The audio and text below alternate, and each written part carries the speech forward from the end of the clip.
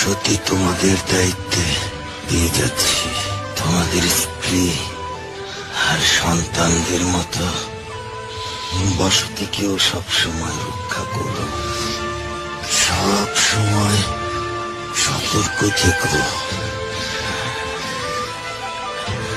মনে রেখো, আমরা বুঝের উত্তরসূরি।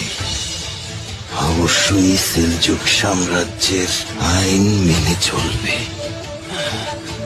নিজেদের মধ্যে মিলেমিশে থাকবে।